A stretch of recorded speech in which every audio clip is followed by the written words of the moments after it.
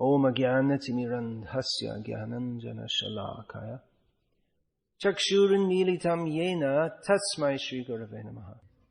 Allegorical verse, although even the direct meaning can be taken that materialistic people, they like to stay up all night and sleep all day. Or some of them like to sleep all night and sleep all day also. Those who stay awake at night, there's one word in Sanskrit, nishacha, means they move around at night. That is another name for the Rakshasas, those man-eaters. Man-eaters, followers of Ravana.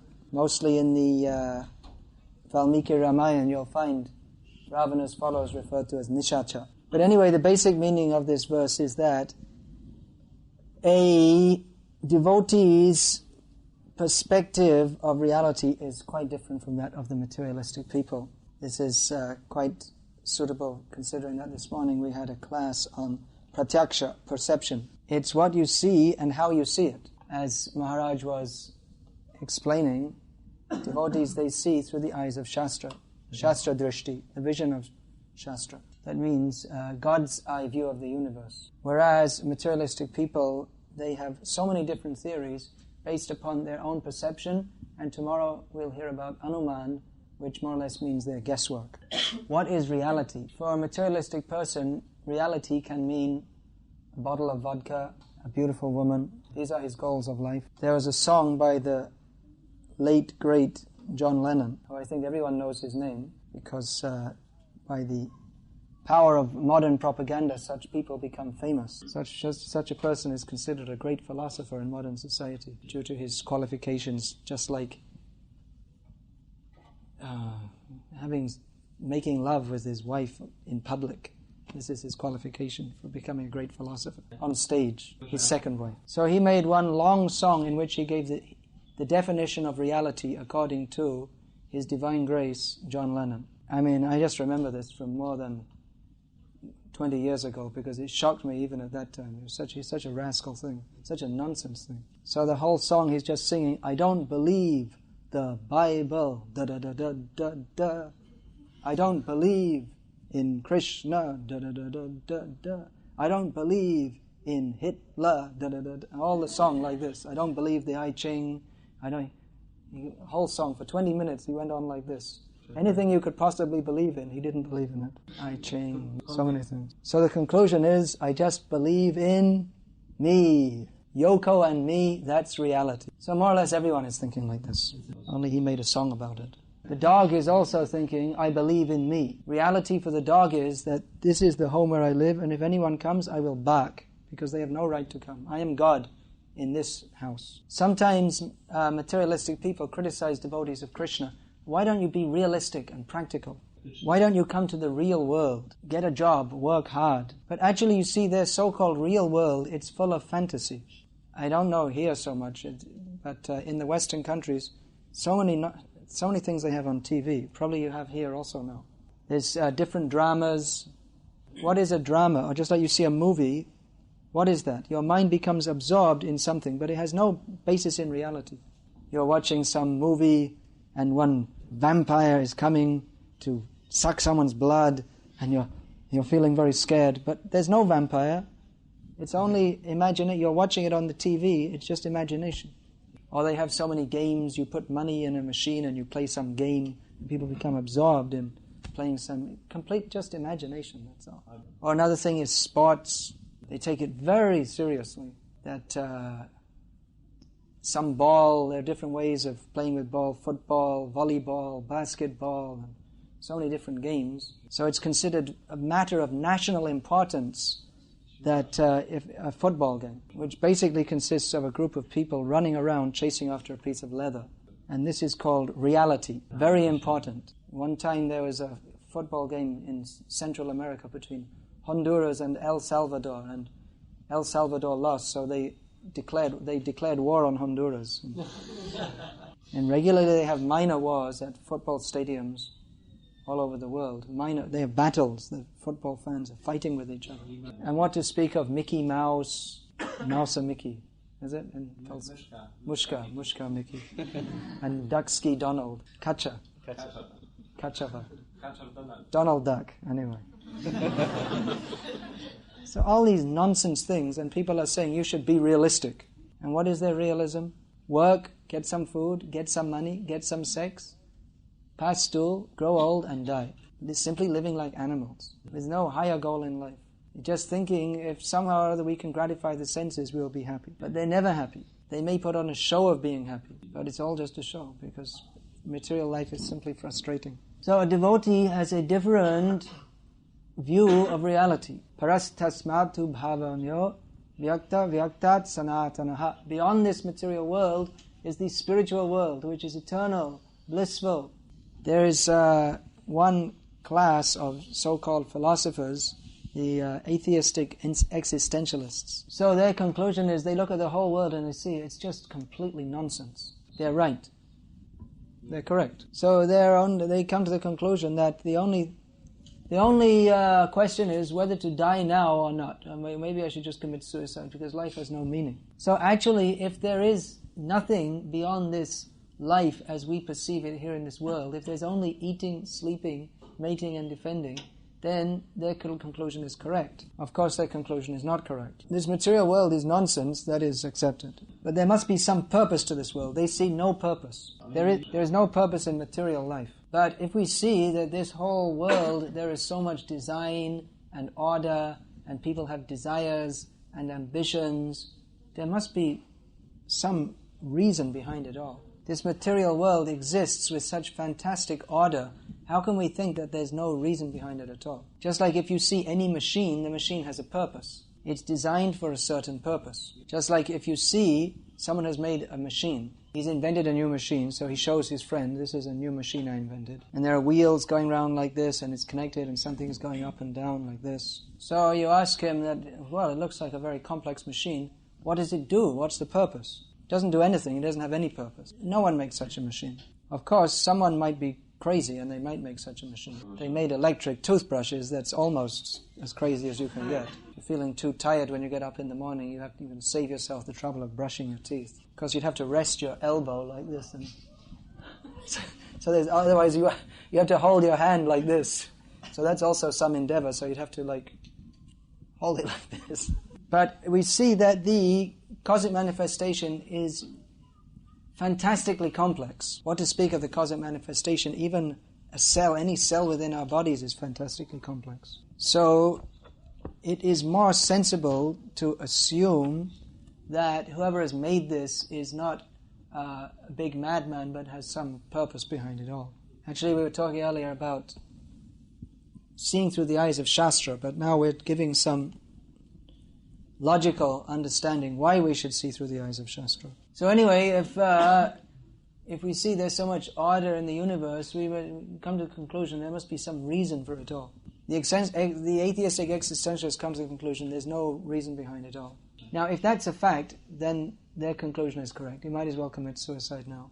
There's nothing to live for, there's no purpose. But if more sensibly we come to the conclusion that there is a purpose, then we should find out what the purpose is. There's no particular purpose just to getting born, living for some time, and dying like the animals. If there's nothing beyond this life, then it is totally miserable. So those who are devotees, they live in hope of a higher reality. Now that is rejected by so-called philosophers like Freud and Marx as just wishful thinking. Why Freud and Marx? Even long ago, that Charvak, so many. Bhasmi bhutasya dehasya king puna agamano bhavet. Charvak, he summarized the atheistic position that when the body is finished, everything is finished. But the devotees, they have a higher hope, not based simply on wishful thinking, but there is evidence also. Bahavo jnana tapasa putam adbhavamagataha. As Krishna says in the Gita, many people in the past have become purified by knowledge of me, and thus they have come to me. God comes himself from time to time just to show the atheist, yes, I exist. You think I don't exist? You don't exist. Vinashayata dushkritam. He comes to destroy the atheists. And his devotees are sent by Krishna from time to time in this world, just to demonstrate the life of a devotee. Now, if you say that religion is just a farce, it has no meaning, the desire of man to love God, to worship God, is simply wishful thinking, then you have to come to the conclusion that all religious teachers are simply cheaters and fools, that there is no such thing as religious experience. But this also doesn't fit with the facts. If great teachers like Jesus, Chaitanya Mahaprabhu, Ramanujacharya, Madhvacharya, Hazrat Muhammad, if they were simply cheaters and bluffers, then how is it they've been so much influential in human society? That's another quote from the great rascal John Lennon. He said, "Now we are more popular than Jesus," meaning the Beatles. He said, "I don't know which will go first, Christianity or rock music." He gets a little fame, a little money, becomes so puffed up. Now, where is he? Inauspicious death. He had so much opportunity. He had Prabhupada living in his house, but he could not take the opportunity. So where were we? I got off on a bit of a track there.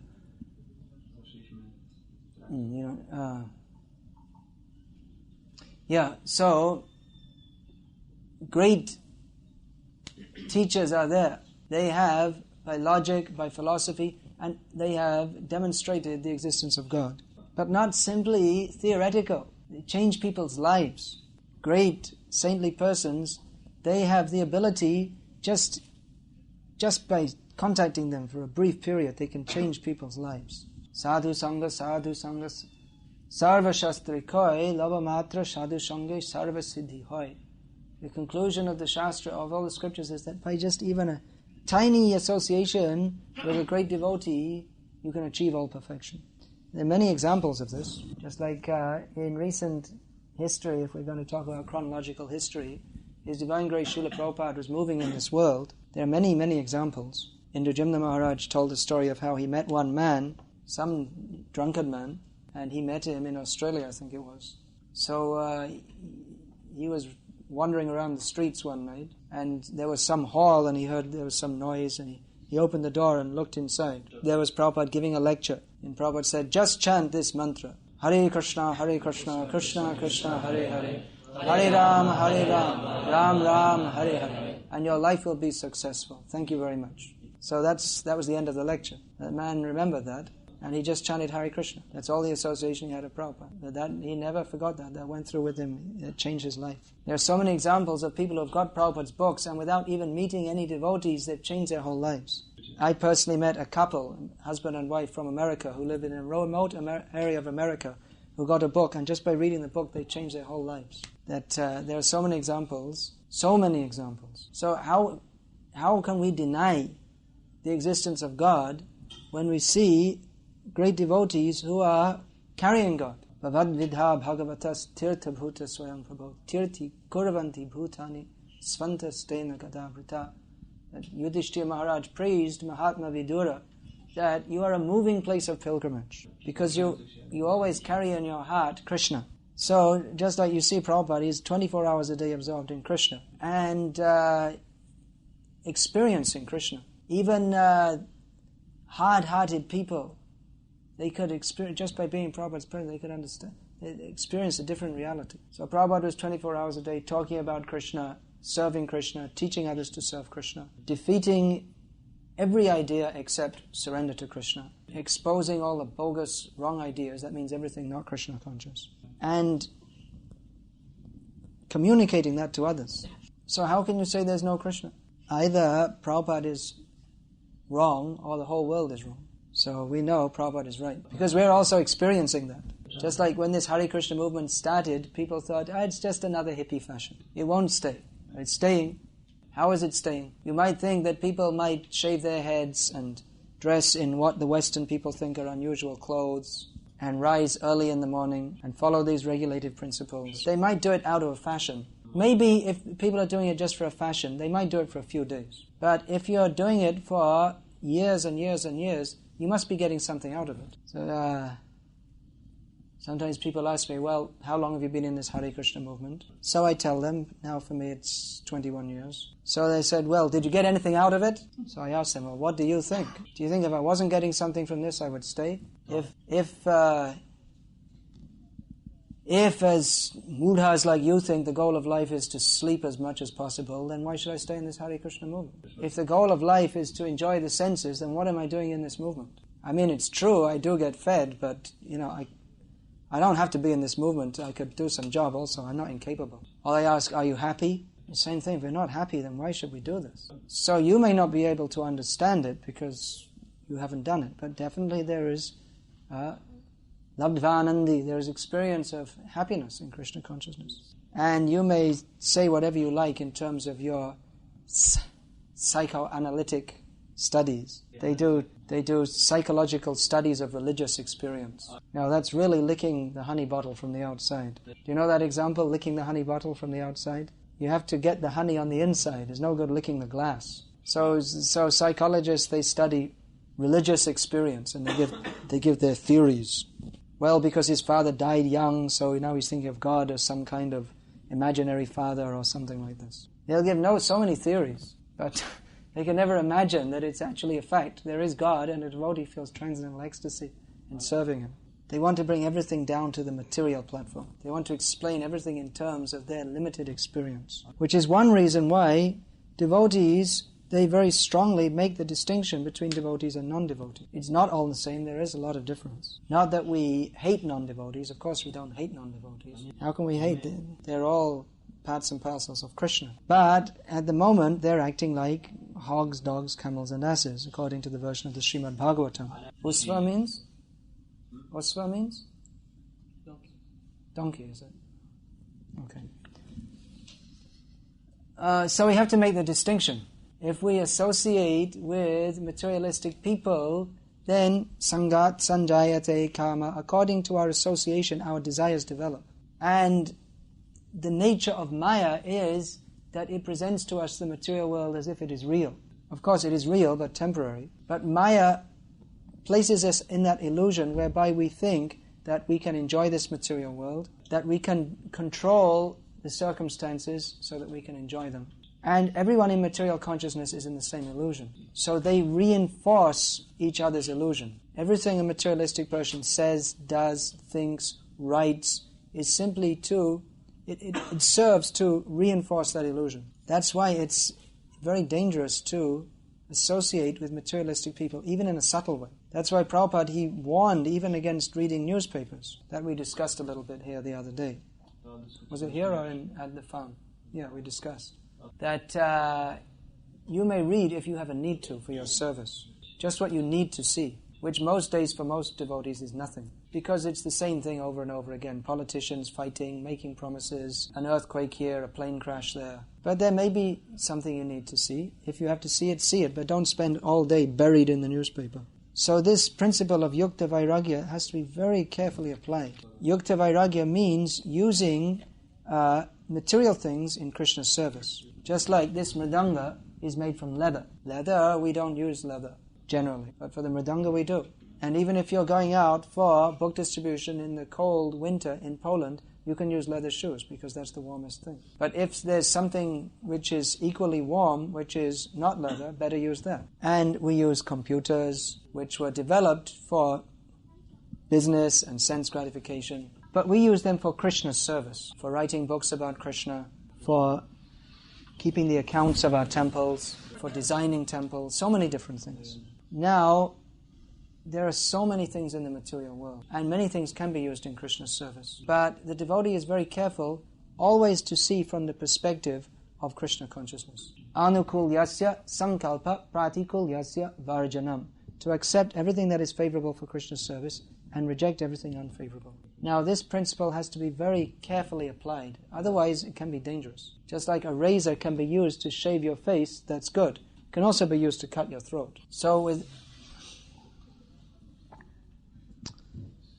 when it comes to associating with materialistic people in an intimate way, we have to be extremely careful. For instance, even to read the newspaper is intimate material association. That's why Prabhupada warned against it. Just like one time Prabhupada was shown Time magazine, and he had a quick look at it, and Prabhupada said, devotees shouldn't read this. He said it's so expertly presented, it makes the material world look real. It's like that if you see the television also. Say if you see the news on television, the way they talk as if it's very important. Well, today Bill Clinton is going to meet Boris Yeltsin and there's going to be a meeting, and their tone of voice is such like this is just extremely important. Just like 20 years ago in America, Nixon, Kennedy, more than 20 years. Who is going to be the president? It's very important. Always interviews and this and that. Now Nixon is dead. Kennedy is dead. Probably most of the news reporters who reported that, they're also dead. And life is going on, eating, sleeping, mating, and defending. And saying, and this is the latest report from Bill Clinton. And then after 20, 30 years, he'll also be gone and there'll be someone else. And what's so important? Or even on the news, you'll see there's the football report. And say, a very important game. What's important about it? How can it possibly be important? Axiomatically, it's non-important. But they give it such importance. Millions of people all over the world will be watching. So, especially in writing or in speaking, the whole consciousness, the whole worldview of the materialist is in those lines. Their whole outlook on life. And the devotee's outlook on life is completely different. That's why when we read something written by a materialist, if we're sensitive, we feel it's contaminating, actually. And if we read Srila Prabhupada's books, we feel purified. Isn't it? You have this experience? Get a little Maya and read some newspaper for 3 hours, and you feel like, you're smeared, you're covered with stool or something. And just the opposite experience, if our consciousness is a little disturbed or whatever, then we read Prabhupada's books, sit down, read 2 hours, 3 hours. We feel completely purified, that everything is again in proper perspective. There's no real problem. Krishna is still the Supreme Personality of Godhead. Always will be. It's a fact. All I have to do is serve Him. And even whatever difficulties I may have in devotional life, anyway, these things come and go. I have to go on serving Krishna. So we should be very careful to keep our Krishna consciousness movement Krishna conscious. This is the solution to all the problems. These centers of our society for Krishna consciousness are meant for Krishna consciousness. Everywhere in the world there is bodily consciousness, Miss World, Miss Poland, who's the strongest man, bodily consciousness. Or mental platform, Krishna consciousness is on the pure spiritual platform. Now, Yukta Vairagya means that as long as we're in this world, we have to use the things of this world. But we have to be very careful that we don't become, again, trapped by those things. Just like Prabhupada said, you have to keep healthy to be Krishna conscious. So you may think, well, I have to keep healthy, so I'll do 3 hours exercises every day and sleep 10 hours a day. And the doctor told me that eating meat is very good for health, so I'd better do that too. Of course, this is a little ridiculous. I mean, devotees, they're not going to eat meat. But there is even a tendency to get too much into this kind of thing. Or even more subtly dangerous is on the mental or intellectual platform. We think, well, we have to manage our temple, so maybe we should read some books by some people who are experts at management. So we read some books by some management experts, international corporations for making money for sense gratification. So they'll give us so much advice which has got nothing to do with Krishna consciousness. But we may take it very seriously because we think, well, this person's very expert, which he may be. But he's expert for Maya. Expert for Krishna consciousness is something different. Of course, a devotee should be expert for Krishna's service. We want devotees to work effectively in Krishna's service to spread this movement all over the world. But the whole attitude is different. The materialist thinks that by my intelligence, I will deal with people in such a way to get them to work better, and this way we'll get more results. But a devotee has a completely different perspective. Instead of trying to control the situation, he applies his intelligence, but he does that with complete dependence on Krishna, knowing that ultimately everything's in Krishna's hands. And a really good manager in Krishna consciousness knows that whatever kind of management plans you can make, the best management plan is to have plenty of kirtan, plenty of preaching, nice deity worship, try to please Krishna in all respects. And if the preaching is strong, if the preaching mood is strong, then even if we're not super expert organizers of the material energy, everything will come out nice. And even if we study many different management books and this and that, without that spiritual force that comes from surrender to Krishna, then it will be completely useless. So Krishna consciousness means seeing the world in a different way. The materialist sees this world is meant for me to enjoy. The devotee sees this world is a place to serve Krishna. That is the difference. So we have to maintain this perspective. And it's not always easy, because we're surrounded by the material energy and materialistic people. And materialistic people are always trying to pull us into their box. They'll try and pull us into being some kind of mundane religion. Your religion, my religion, that it's all just the same. And Why don't you do some mundane welfare activities? That's what materialistic people think the height of religion is, to feed some poor people. Whereas in Krishna consciousness, at least according to Prabhupada's books, we don't even believe in that at all. We believe in feeding everybody, because everyone needs prasad. Everyone's suffering in Maya. If poor people who have less food, if we feed them, as Prabhupada wrote in that one book, that Renunciation Through Wisdom, if you give free meals, you'll just increase the number of poor people. You don't actually help anybody on the material platform by feeding them. Or they have the idea we should open hospitals. Bhaktisiddhanta Saraswati Thakur said, a neophyte devotee who rings the bell in the temple once during the arati, that's more valuable than opening millions of hospitals. Because it's on a completely different platform of goodness. It's on the platform of eternal benefit. Whereas the hospital, although it appears to be of benefit, actually it doesn't actually benefit anybody. Because people have to suffer the results of their activities. And there's nothing a hospital can do to stop that. So we shall keep our perspective clear, that we're not ordinary people, nice or not nice. We are servants of Krishna. And we have to act in such a way that Krishna desires. Alright, Hare Krishna, it's time for Arati now. So shall we have questions after Arati? If there are any questions, discussions, we'll continue with that. Okay. Hare Krishna. Srila Prabhupada ki jai. Bhagavad-gita as it is ki jai. Oh, I'm going to make an announcement too. You want to announce? I have 2 books in English, those who can read English. If anyone would like to buy them, you can see Nitai Pada Kamaladas Brahmachari, who's going to sell them to you. All right, as you like, yeah.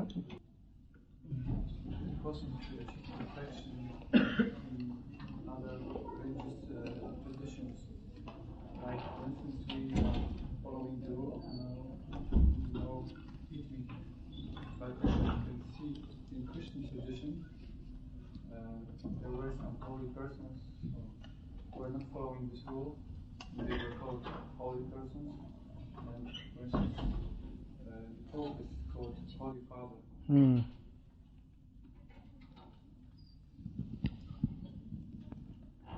Yeah, we have to see what is actually holy. Would you think that one of the qualities of a holy person is that he wouldn't unnecessarily give suffering to others? What does she think? And would you think that eating meat unnecessarily gives suffering to others? Yeah, so what's the conclusion? No, just try to understand this point first of all. That people may say this is holy or that's holy, but what is the qualification? Saintliness, is it just because you have some position in some organization? We see that even Lord Jesus, he was very unpopular actually. They crucified him. He was crucified mostly because of the Pharisees. Because one of the things Jesus spoke very strongly against them and the misrepresentation of religion they were presenting. They were like the priests in society at that time. And people thought they were very holy. But Jesus pointed out that actually they were materialistic and they were just taking people's respect and using it for their own ends. And people were attracted to Jesus because of his saintly qualities and because he put the emphasis on God. So, perfection means to understand God. So we have to associate with those people who are only interested in God. And we have to see practically by their qualities, are they godly or not? And I think most of the people who have taken to Krishna consciousness in the Western world have done so coming from background of Christian religion. Actually, Prabhupada, when he was traveling and preaching, many times Christian priests would ask him, why are so many people coming to you? Why are they not coming to our churches? Sometimes they'd have bingo in the churches because no one is coming. Of course, in Poland the tradition is still quite strong. People go to church. But practically, how much are people becoming like Jesus? I know, I looked at the whole Christian tradition. I was also brought up in the Catholic tradition.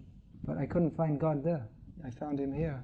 I'm quite sure that if Jesus Christ came today, he'd be much more happy in the temple of Krishna than in the Catholic Church. That may be difficult for you to accept. Obviously, we're attached to those things we're brought up with. Of course, this whole thing of meat eating, if we see the history of the church, the early Christians, they were not meat eaters. Jesus himself was born in an Essene family. That means there was a religious group among the Jews. They were called Essenes. They were strictly vegetarian. And there is much evidence that the Bible has been deliberately rewritten to introduce things about meat eating which are not actually there. So I'm not sure actually if people are very saintly if they're not showing the qualities of saintly people. There should be a thirst for God, for understanding God. Bhakti pareshama bhavo viraktiranyatra. This is a definition of one who's advanced in devotion to God. He becomes detached from all material desires. Now you see all our devotees here, they're not famous great saints, but none of them, even if you paid them, none of them would ever eat meat. They would hate the thought. And not only that, but they're up early in the morning chanting the names of God. I know when I first came to our temple of Krishna, that I arrived in the afternoon and I stayed overnight. So it was very cold and we didn't have any money, so there was no heating for the water. So here we are, very cold bath at 4 o'clock in the morning. And no heating in the building in winter. But everyone is dancing at 4 o'clock in the morning, chanting the names of God. So I knew these people had to be genuine. That's my personal experience. You please judge and see with your own intelligence. If you can actually understand God, however you get there, it doesn't matter. Whatever tradition you may be in. And I've met God-conscious people in many different traditions. In Islam, people who are generally concerned to understand God. In Christianity. But as far as actual knowledge of who God is, how to approach Him, what pleases Him, I find that most in this Krishna conscious movement, therefore I'm in it. If there was something better, I'd go for it. So actually this Krishna conscious movement, we don't reject Christianity. Whatever Lord Jesus Christ taught, we accept that. Jesus came, He said, I came to fulfill the commandments. The first commandment and the most important is to love God with all your heart and all your soul. So I practically see that endeavor here in this movement. And when I don't see it, I say also. When I don't see it, I say also. When I see sometimes our devotees, they want to mix some kind of materialistic idea, which is not 100% centered on pleasing Krishna, then immediately I point it out. Just like now, on the schedule, you'll see there's a Tai Chi class. So you might think it's quite a nice idea. It could help the devotees to keep their bodies healthy to serve Krishna, which is possibly true. But it's not what Prabhupada taught that our temples should be used for. And so many people have come from different places.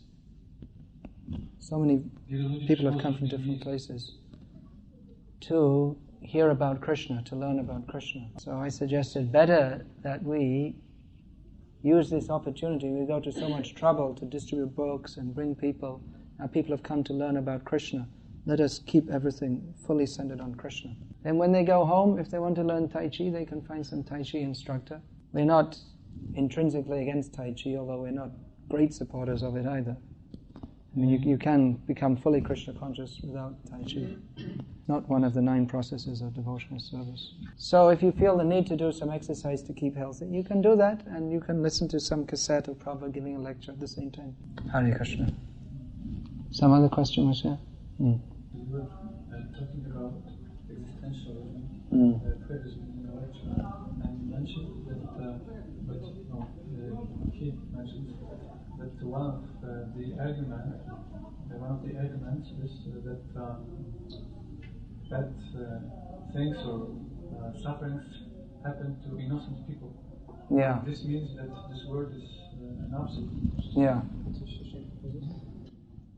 Yeah, this is a problem in theology for those who don't have the knowledge of the Vedic literature.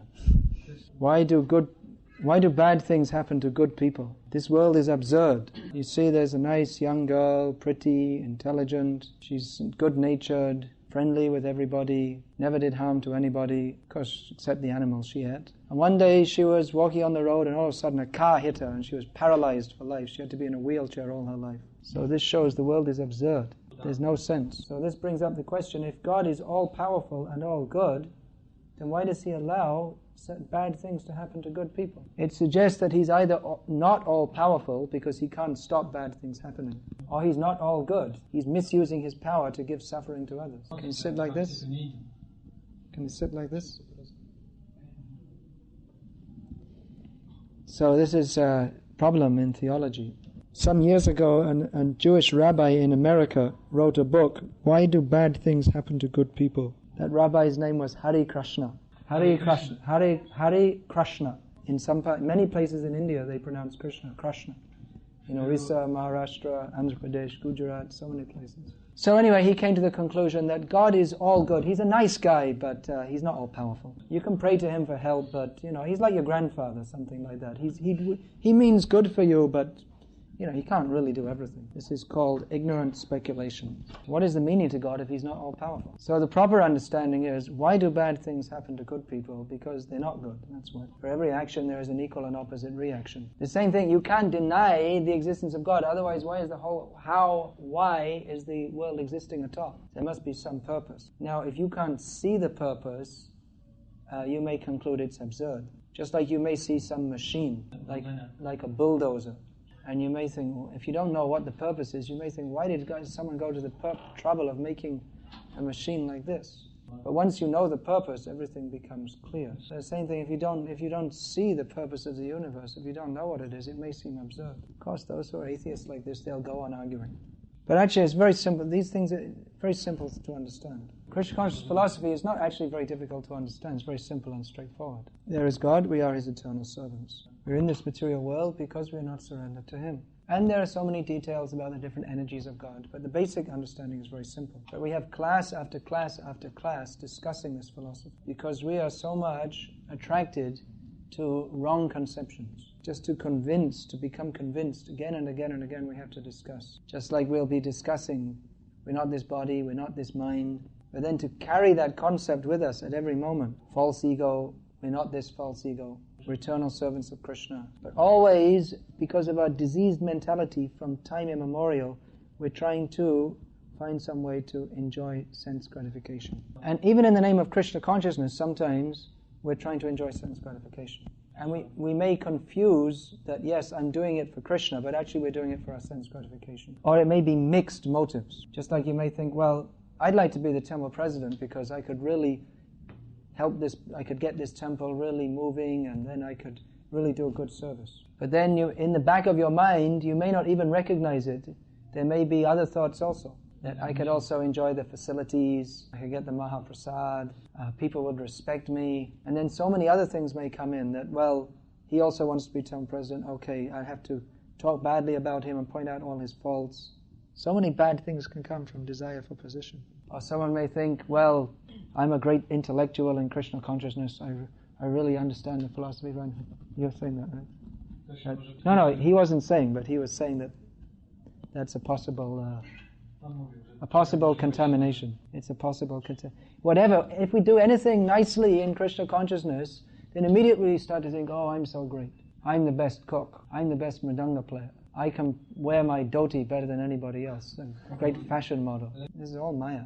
So therefore we have class after class after class, keeping on the point, Krishna consciousness. Please Krishna. Do what is pleasing to Krishna. With mind, body and words, without any personal desire. That's why I was warning previously about being careful with this yukta vairagya. Just like you may want to do some kind of exercise which is to help keep the body fit, because we have to keep the body fit to serve Krishna. But then there's a danger, you may become overly absorbed in that. And when you do this exercise, your body feels very good, and then you read in a yoga book that actually you should stand on your head, you should practice and gradually increase to 2 hours a day. And the best benefit, you have to do hatha yoga early in the morning. So gradually you start doing in your japa period and more time.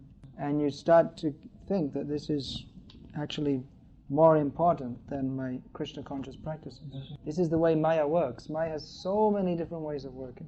Therefore we have to be very careful to keep our Krishna consciousness movement Krishna conscious. There should be discussion of Krishna. What is the philosophy of Bhagavad-gita? Kirtan. Kirtan means glorifying Krishna. Everything centered very clearly on pleasing Krishna, as we have understood from the parampara system through Srila Prabhupada. You should be very careful not to introduce anything new or different or better, so-called better. Just this same program, chant Hare Krishna. You don't need any new mantra, Hare Krishna mantra.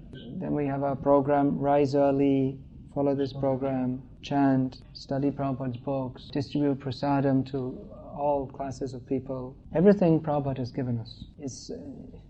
We may think, well, that limits us. No, it's unlimited. Have we understood everything in Prabhupada's books? Have we read them again and again and again and again?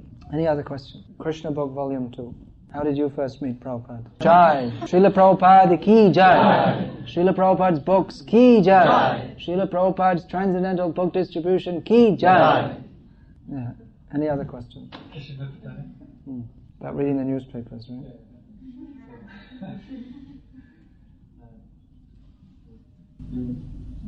You said in your lecture that we should minimize reading newspapers. Minimize, and even most of our devotees, we don't have to read them actually. It's not required. You can translate that also. I see. Sometimes I go weeks without reading a newspaper. Then, just like if I go to Russia for 2 months or something, then I don't even see anything written in English except the Prabhupada's books, which I carry with me. So then, if I come to London and I saw India, and I say, "Oh, what's in the newspaper?" I look and said, "One politician calling another politician a bad name." That's the front page news. Plane crash, cyclone. It's just the same thing. Chewing the chewed. Nothing exciting. Nothing exciting there. We're thinking, what exciting thing in the material world have I missed? And that happened, I think, last year or 2 years ago. So 6 months after, someone told, "Oh, you didn't know Nixon died?" Yeah, I didn't know. I missed the news. Anyway, what's our question? Yeah, right. Okay. Spend the time in school And how to minimize the influence of this materialistic behavior. yeah.